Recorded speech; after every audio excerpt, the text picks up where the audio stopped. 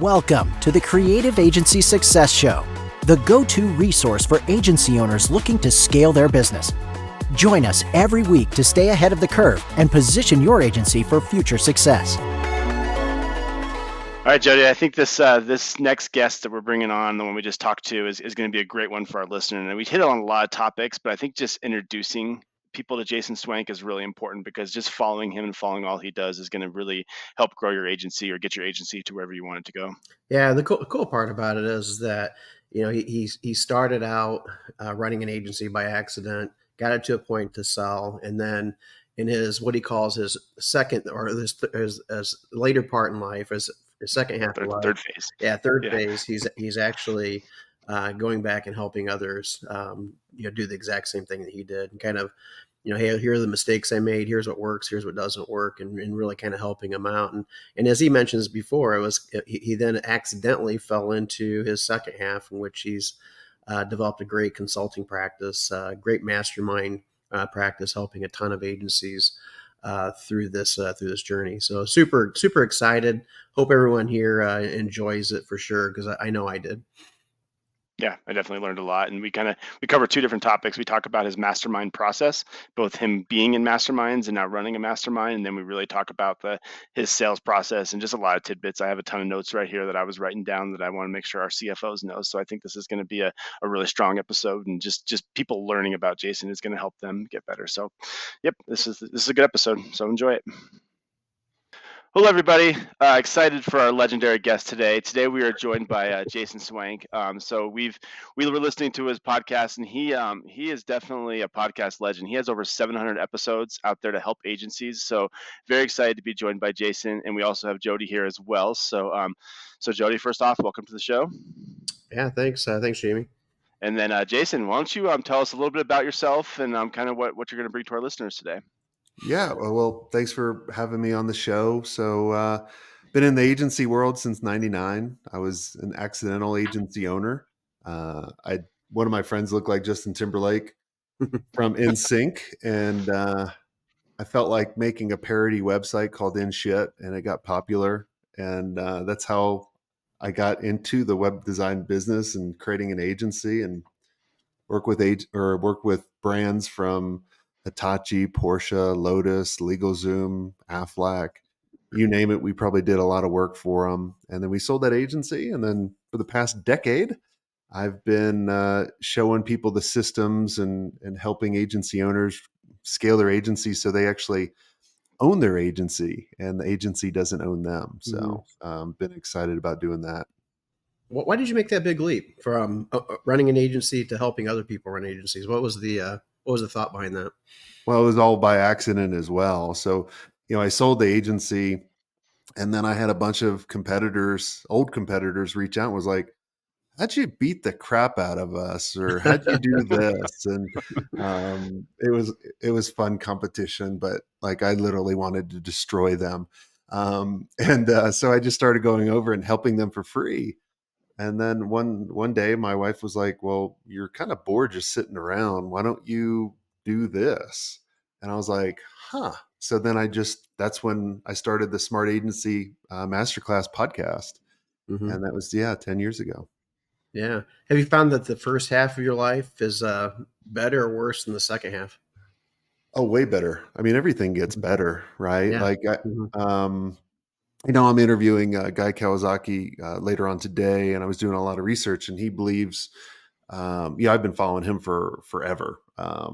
And he believes life is divided up into thirds, right? Mm-hmm. Of kind of like the very beginning, you're underpaid. In the middle, you're overpaid. And toward the end, you're giving back. Mm-hmm. And I feel like I'm at the end part. Hopefully I can extend that for a couple more rounds. Yeah.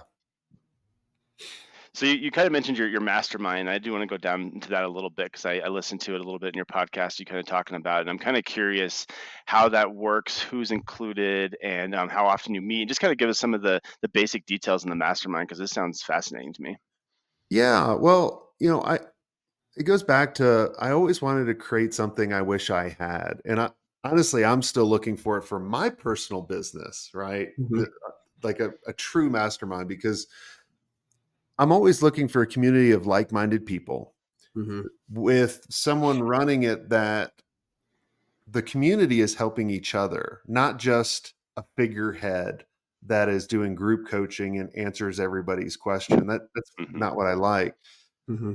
And I also wanted to create experiences a couple times a year when we get together. Like for example, every year we have what we call our digital agency experience, where we'll rent out like 100,000 acre ranch in southeastern Colorado. They have 2,000 bison. They have the great sand dunes, and we ride horses. We all stay there, and it's an experience, right? And Mm-hmm. just putting connections with people doing cool things, magic happens. And so I always wanted that. I joined I won't name the groups I've joined, but it was just like boring, like in a boardroom or, just in a hotel room. And I just wanted to shoot myself. I couldn't get out of there fast enough.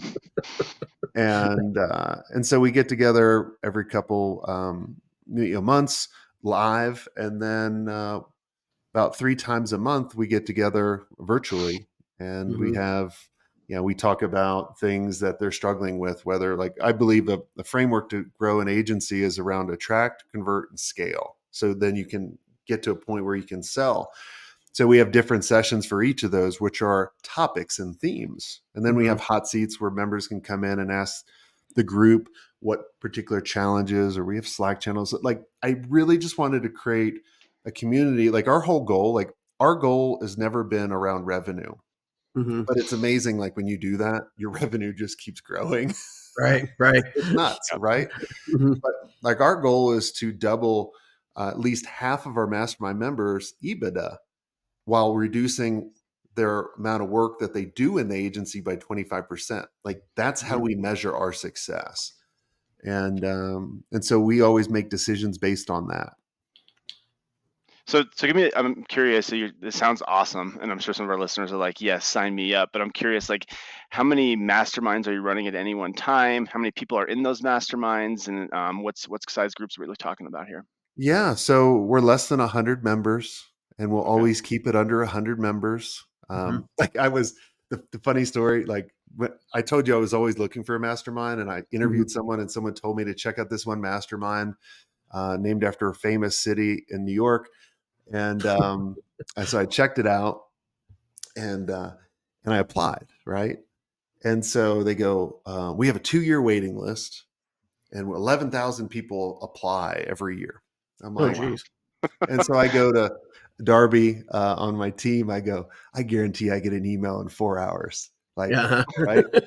I don't get an email in 4 hours. I get it in 5. I get it in 5 hours. So immediately and it's like, hey, book a time. We have an open slot. I'm like, yeah, okay. I was like, I'll go down the rabbit hole, guys. All right. Mhm. And so his calendar is wide open. Oh, geez. So I book a time, and I broke my rules. So I never book any meetings. I never work on Fridays. I always Yeah, same here. use it for Epic Fridays, where I Mhm. climb a mountain, go fly somewhere, do something fun. But I'm like, my friend that I always do Epic Fridays with was dealing with some personal issues. I was like, well, I'll book it first thing in the morning before I fly. And so he doesn't show. And I'm What? like, really? Wow, this is crazy. So about a half hour later, he hits me up, and he's like, oh man, I'm sorry, I got the time zone wrong. I'm like, God, you're a moron. But let me hear what they're gonna say. So I was like, Mhm.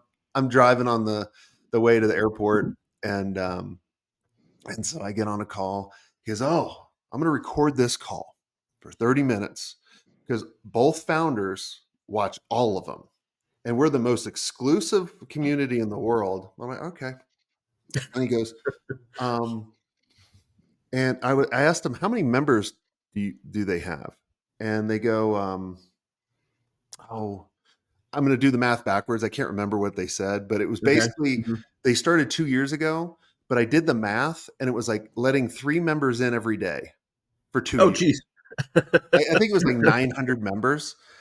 And I'm like, when did you start? And he's like, 2 years ago. So I go, is the waiting list kind of bullshit? And he goes, no, we're really inclusive. And then I'm like doing the math in my head. I'm like, so you let 3 people, I was like, hey, this is not for me. Like, you can take me off the list. And so like, there's so much bullshit out there. I wanted to get rid of all of that and just put the best people in. Like, and if people don't show up, and this is what I wish all communities would do. Like 2 weeks ago, I reached out to 2 members and I said, hey, you're not living up to your commitment to yourself of what you promised or the mastermind. Do you want us to cancel your membership? And they're like, oh yeah, I get it. I'll show up. I need to get back. Right. Like, I wish people would do that rather than just care about how many people are they selling. Yeah. I think they're afraid, right? They're afraid that they're going to lose clients or lose people. But I think in reality, they gain people because those people do come back, they do get engaged, and then they shows everyone else that, hey, this is truly a group that wants to be around each other. Well, and all the agencies listening, you should think about that with your clients, right? Like, the clients that are not getting you the information you need for you to be successful, they're not living up to their commitment that they promised you, right? I remember when I would work with agency clients, they'd be like, I'm gonna be your best client. I'm gonna get you everything you need. I'm like, oh, you're bullshit. They all say that. Like, that never happens. And then sometimes I will tell agencies I work with that, like, I'm a vendor of theirs or a client of theirs and they're a vendor. And I'll be like, I'm gonna be your best client. And I am, because I remember that. Like, I always get them like stuff before ahead of time. They're like, damn, that was quick. Because I was like, I went through all this shit. Yeah, exactly.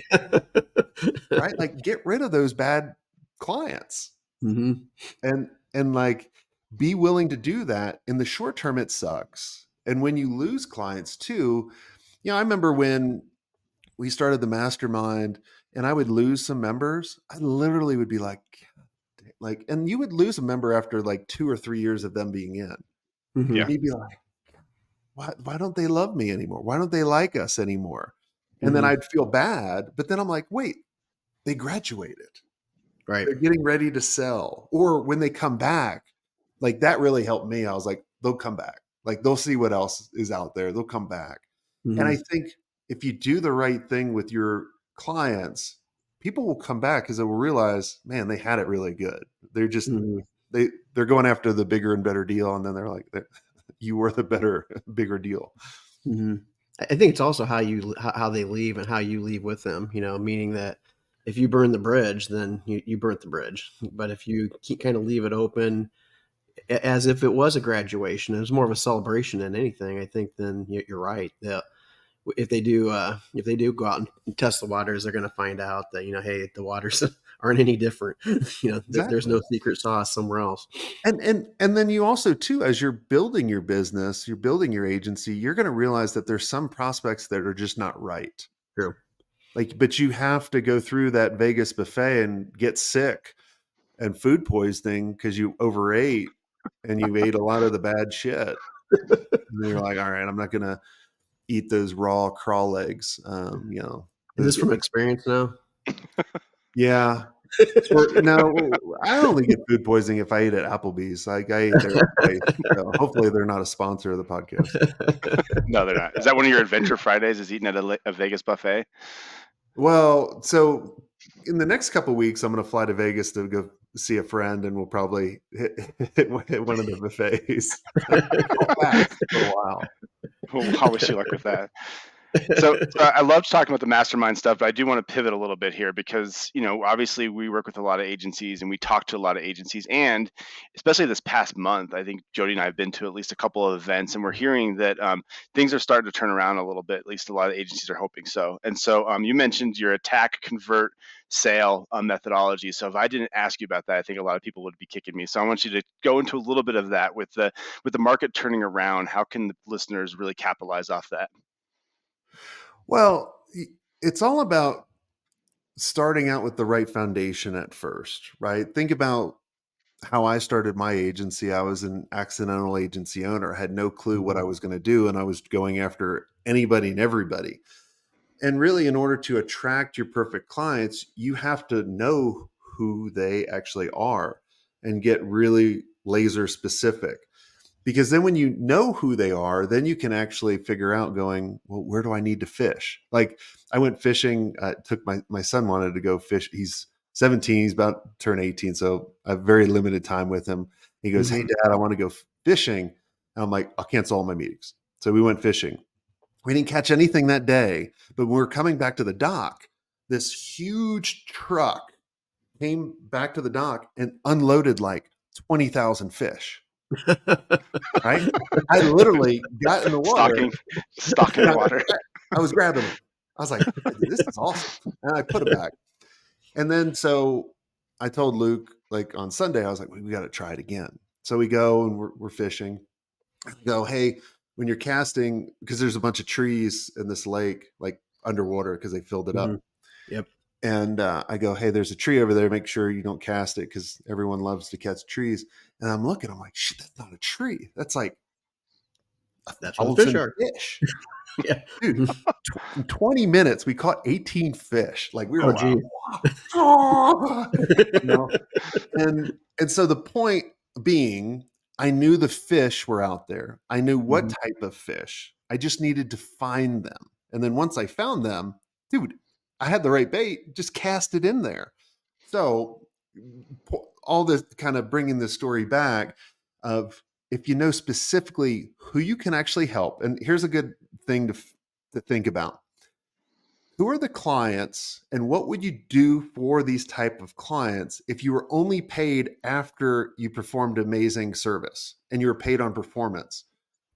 And so you got to go through kind of the shit in the very beginning. But once you can figure that out, then that can separate you. Like, that's why I go after agency owners. That's all I know. I can't go after CPAs. I mean, they're in the service-based world, but I don't know.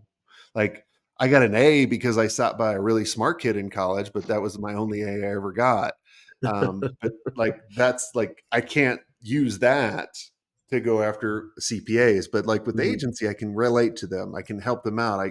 Like they do actually what we kind of tell them that they'll do successful. So that's kind of the attract, right? Knowing and getting that clarity of who you want to go after and what you want to do. And then you got to kind of figure out, kind of 3 channels. Like when you talk to agencies or, they probably have their business will get to a certain level based on referrals. And they'll be like, I don't know why I'm not growing. No, tell me. Your business is based on referrals and you're only going to keep getting the same type of client or worse because none of your clients are hanging out with the big boys to make you go up a level. So I always believe you need 3 channels. An inbound channel. So create a podcast, right? Put great content out. You'll attract people. Outbound channel. Invite people on your podcast. Ooh, imagine that. And then have a relationship with them. And then a strategic partnership, with key people that go after similar. So we did this with like Microsoft when they were coming up. We did this with Sitefinity, a number of other different, technology companies. I mean, that's how we got LegalZoom. That's how we got Hitachi, right? And you create those systems. And then, on the Convert, there's a number of different systems in there. Like you got to figure out what's the right offering in the right order, right? Don't pitch marriage right off the bat, dummy. Like any significant other is like, that's nice. And that would be good for you for the rest of your life is never going to say yes if you pitch marriage on the first date. Like, how can you stagger that and create like a simple trial project that they pay you for that leads to something else? How do you get out of sales as an agency owner and you have a salesperson? And then, the last part, scaling is really looking at, like we bought 10 agencies in the past couple of years and, I'll look at a business being like, where are you generating leads? How can I amplify your inbound channel, your outbound channel? How can I raise your pricing? How can I maximize your profitability? Like that's when you start looking at scaling of like, do I have the right people? And then kind of go, I'll shut up. Ask questions. All right.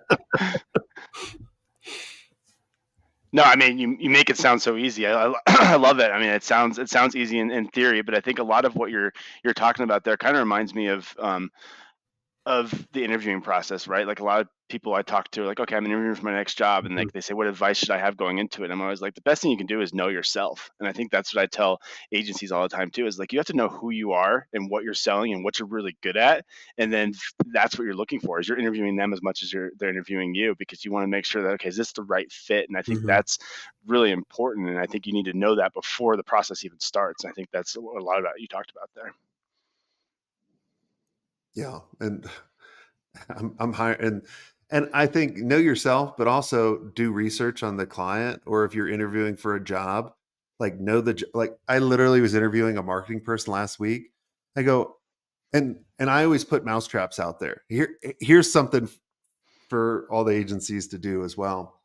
So like if I post a job on Indeed or LinkedIn, what do people do? Apply, like back for it, right? Like complete fucking morons. I can't stand these people. And so I put at the very bottom of the job description, do not apply here. You must email me, put in the subject line. I actually read all the instructions and send me a video under 4 minutes of why. So if I get, oh, I'm applying because you told me to email, but you don't send a video, you're disqualified. Or if you do over 4 minutes, you don't pay attention, right? So out of like 500 applicants, I'll get like 4. Okay? That's how dumb people are. That's what I was wondering. What's your percentage? That's terrible. So I'm interviewing this person. I'm excited that they actually followed instructions, right?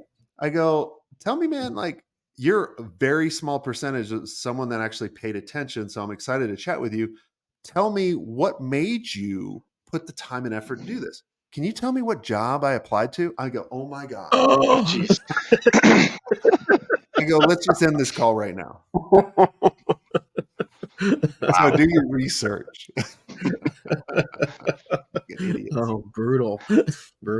We did basically the exact same thing. We had so many, when we went remote, 10 years plus ago, same thing. We got 2,000 resumes and easily within a year, we had 1,500 resumes the first week we actually went remote, and we had the same issue. How do you disqualify people? How do you make sure you got the right people that are truly interested, not just applying randomly like that? And so we had the same thing. Here's the video. Do it. Ours was just a 2-minute video, and it was amazing. All the people that didn't do it, and it was like, well, yeah, it's just literally thank you for saving me time. Yourself. Yeah, that's exactly right. So how many agencies do you think are doing something similar to that when they're going out and trying to get on jobs, that they're not like properly researching the company and not knowing that they're the right fit and knowing exactly what the company's looking for? Oh, probably tons. I mean, I know I was guilty of it. I mean, I remember I had a call many years ago of this company. I just crushed it on this call, and they invited me to pitch them at their office. This is when I lived in Atlanta, and there's tons of big companies in Atlanta. You'll laugh when you hear the name of the company. Never heard of them before. Went into the boardroom. All these suits come in. I'm like, damn, man, a big office. A lot of people. Pitch them like a $10,000 website. This is like in 2002 or 3, or I can't remember. And they like laugh. And I'm like, what the hell? Like, did I charge too much? And didn't win the deal. Go back to the office. My business partner at the time was like, what happened? I was like, they kind of laughed at me when I told him the price. And like, who was the company? I'm like, I don't know. It's like Brookshire or something. He's like, it's like Brookshire Hathaway. I was like, yeah, that's it. That sounds right. And they were expecting like a $300,000 website. So yes, there's tons of idiots like me that don't do the research. Well, it's kind of funny you mentioned that, because when we, this is probably about the same time, actually, about 10 years ago, one of our clients, that's when I actually did some consulting work with them. They called me up and said, hey, I got this great project. What do you think I should price them? And it's like, well, give me some more information. And they're giving me more information. I'm like, well, why don't you just ask them what their budget is and find out if you're even in the right ballpark. And he goes like, oh, they'll never tell me their budget. I'm like, why wouldn't they tell you your budget? Just ask them. The worst thing they could say is no, I'm not going to tell you, but let's just ask them and find out. And so he's like, okay. He goes, and he's like, he was planning on, putting a website together. It's like $400,000, something like that. And then I'm at a conference speaking, and my phone is lighting up. It's like he's like calling me, and I can't take it because I'm actually speaking at this conference. And it's so distracting. And so afterwards, I pop right over and think, oh no, I screwed something up. Something I did, and he's going to fire me. Something's going to happen here. And he's like, so I finally got a hold of him. He goes, Jody, he goes, God, I love you, man. I go, why? And I go, I asked them, and what did they say? And he goes, oh, we're looking at about 1.5 million. I'm like, so what did you quote him? I go, 1.5 million. And it's like, he's like, and we got it. And it was like, oh my gosh, Yeah, it they would was have lost it too if they. Oh yeah. So do you want to know how to get, like, I have this thing that I call my budget buster method. Let's hear it. And it's because when I'm speaking on stages, I'll ask agencies, how many of you asked for a budget within the first 10 minutes? Quarter of the room. The other people ask like a year later, right? And then the other half never ask. So I'm like, all right. For the ones that actually ask, how many people actually get the budget? About maybe a quarter, right? Because what do the clients say? I don't have a budget. Right. Or you tell me. Mm-hmm. And so there's two ways to do it. And it has to fit your personality on the first one. So like Jody, if I go, what's your budget? And you go, I don't have a budget. I'm going to be like, cool, Jody. I love working with companies that don't have a budget. So we don't have to worry about money, and we can test all kinds of amazing things out. They're going to get the same reaction that you guys just did. You're laughing. Mm-hmm. And then I'll be like, oh, so you do have a budget. And because they all have a number in mind. Mm-hmm. The issue is a lot of agencies, when they say a range, I just need to know a range. And you go $100, $1,000, $1 million, whatever it is. Right. Mm-hmm. We're programmed to remember the first thing. So you remember you're anchored $100. Right. So I do this reverse auctioneer. So I'm like, so you do have a budget. I just need to know some kind of range to see if I can actually help you out, or what I can actually help you out with. Is your budget $1 billion, $1 million, 100,000, 200,000, whatever it is? I anchored $1 billion or something really, really stupid. And then I come down, and then I'm able to find that range. And then they'll be like, oh, 1.5. Cool. We can definitely work with that. Like, you don't go, make sure you don't go like, oh, like the Tommy boy, right? Yes. Like, you just got to act cool, man. Like, all right, cool. I think we can do something. Like, we'll see. Might need a little bit more. It always works. 99% of the time it works. Yeah. And I think that the thing is like, money is such a sensitive thing, and people are so like, it's almost taboo. People are weird talking about it. But when you're coming into a sales process, if you don't know what someone's willing to spend, like, how can you make any sales to them? How can you promise them anything? How can you say this is what you're going to get without completely understanding what they're looking for, or not walking into that situation like you did, where you're offering a multi-billion-dollar company, hey, we can do your website for $10,000. It's like, how do you do that without actually knowing it? Yeah. Well, you're really doing an injustice to them, anyways, right? Because if they could only spend $10,000 and you can't get it for $10,000, then you're really wasting their time, even in the process alone. So it's kind of like the reverse order too. Disqualifying someone early is just as important as finding out, if you can work within their budget. Yeah, I mean, and ask within the first 15 minutes. Like in the first 15 minutes, I go through NBAT. Need, budget, authority, and timing. So what do you need? What's your budget? Are you the authority? And what's your timing? So if I did a video many years ago, it was like Darth Vader, and he like, it was a mock sales call. I was trying to, Darth Vader wanted a website, and I was like, well, like, when do you want it? And he was like, yesterday. I want to do the Death Star. And I'm like, well, that's not going to work out. Like, that's just bad timing. I can't help you out, Darth Vader. Go find someone else. So I'd love to find that video. Is that video out there on YouTube somewhere? It is. Yeah. Okay. I'll see if I can send it to you. Yeah, if you send it, that'd be great. It's definitely like one of the first videos. I love when agencies do stuff like that. I was watching one the other day where they had like a horror movie, and they called it The Client, and they're going through all these things, and they're talking about they aren't clarifying expectations, and it was just hilarious. Like, it was like a preview. Yeah. So I love when agencies do stuff like that. Cool. So I think we've hit on a lot of topics here. We didn't prep you for this ahead of time, Jason, but hopefully you're ready for this. I think you will be. But one of the things we like to do at the end of each episode is ask a personal question. So something that's a little more fun, a little off topic, and just helps our listeners know you a little better. So obviously, you've already kind of talked about your Extreme Fridays, or I'm forgetting the actual term you use, but the Fridays where Epic you go out Friday. and Epic Fridays. Friday. Thank you. I knew it was an E word, Epic Fridays. And so this is going to be fun for this group, because I know Jody's always said, like, I'll do anything. I'll try anything once too. So I know this is a good question for both you guys. So this is probably going to be tough for you, Jason. So I'll let you start. What is the most epic thing you've done, and what was your favorite Epic Friday? The best Epic Friday is always the next one. Tom Brady style. I mean, we've done all kinds of things, from, doing the Alvarado, like the things that are in the mountains in Telluride, and you're scaling 1,000 feet up and you're going across, or climbed, the biggest mountains, not Mount Everest. I don't think I would do that just because of the traffic. Jumped out of planes. I blacked out on a plane. Oh, wow. Jumping out. I was with someone, and he was like, well, like I could talk to him. My vision just went out. Oh, geez. Maybe the straps are too tight. I'll loosen them up. I'm like, no, I'm good. Like, just tell me when to lift my leg. So yeah, the best Friday, the best Epic Friday is always the next one.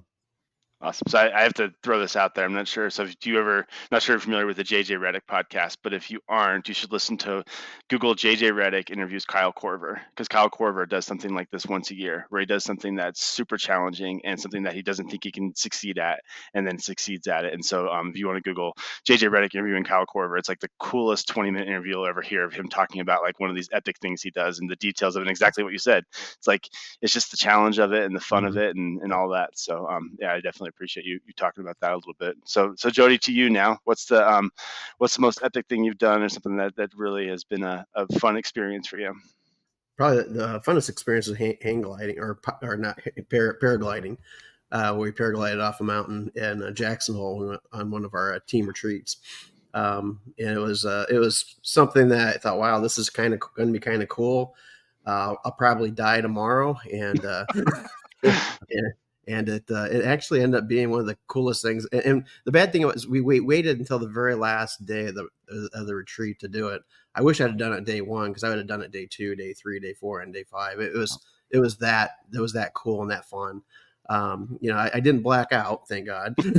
But man, when they say that, you're jumping off a mountain and you're looking down, they say, yeah, we're going to land on that dot. I'm like, yeah, whatever. And then they land exactly on that dot. It's like, geez, how the heck they do that?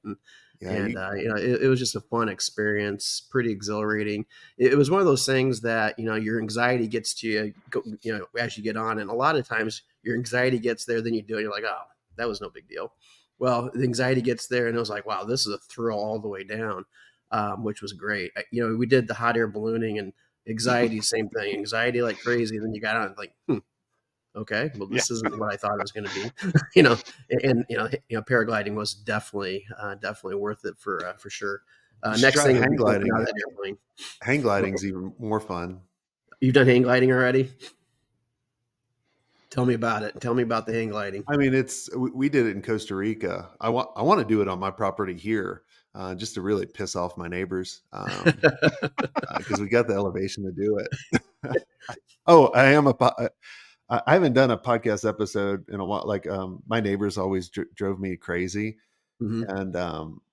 And so I created a website called crazyassneighbors.com, and I created a podcast, and like, it's Ian and myself just talking about what my neighbors are trying to go after me for. And I'd love to do like hang gliding over their house. Every time on the plane, I just like buzz their house. Like a Top Gun, buzz the tower. Yeah, I definitely buzz in the tower. Awesome. So I'm gonna talk about mine real quick. And mine actually doesn't sound that extreme, but it was definitely an experience, and it actually goes all the way back to college. So I live in Colorado, so I've done several things. I've done a lot of different adventures, but the one I always go back to is in college. I took a winter backpacking class.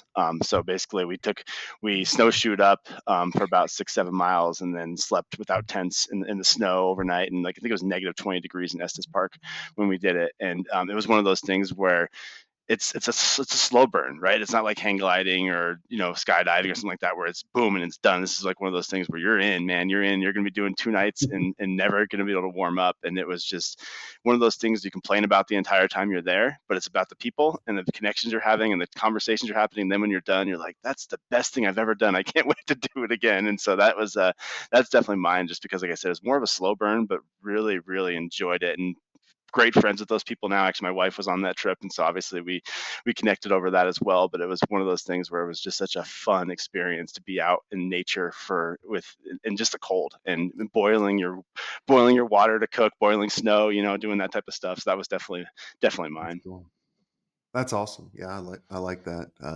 Definitely the slow cold when you're camping. That is definitely miserable, but it is rememberable. It's definitely memorable. Yeah. Awesome. So definitely appreciate you joining us, Jason. So I know we talked about a lot of things and a lot of things you're doing out there. So if our listeners, obviously they can find your podcast, but how else can they find you out there? Yeah, just go to agencymastery360.com. Everything's there. All our podcast episodes, all 700 or some on change are there, and we have tons of free content. Just go check out all the free resources that we have. And if you want to learn more about the attract or the convert, like if you want to build the ultimate sales team that you're not doing it, or attract the perfect client, just go to agencymastery.com or agencymastery360.com/attract or /convert. And there's 2 free masterclasses that you get 4 videos each. So total 8, totally free. And it'll help you out. Yeah, sounds great. Appreciate that. Yeah, no, I think you're the one guest. Just like, if our listeners find you and are following you, like, their life is going to change. And I'm definitely going to get your subscription to all of our CFOs and make sure they're following your podcast and listening to you, because I definitely think you're the type of person that just listening to you talk and listening to all your experiences is going to help anyone that's helping out in the agency world. So definitely appreciate all you brought to the, just not only today, but over the last 10 years, because I think it's invaluable. So. Well, thank you for saying that. That's why we do it. So it's very humbling. So thank you for saying that. Yeah, great. Appreciate you coming on. Enjoy this podcast? Visit our website, summitcpa.net, to get more tips and strategy for achieving business success. We're here to be a resource in this ever-changing industry.